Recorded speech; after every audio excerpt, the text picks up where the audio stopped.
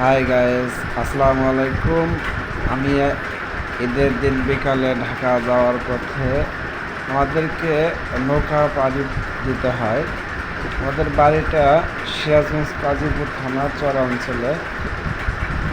কাজীপুরে সদর সহ 12টি ইউনিয়ন রয়েছে, তার ভেতরে 6টি ইউনিয়ন হলো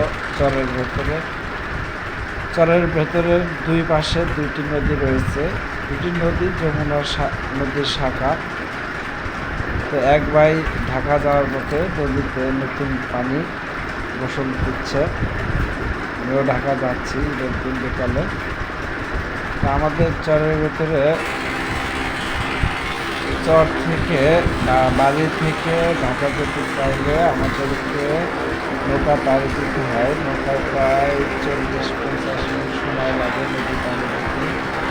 আমাদের নদী পাড়ি দিয়েই পুরো বাসা হচ্ছে জামালপুর জেলা সরিষাবাড়ি ইউনিয়নের।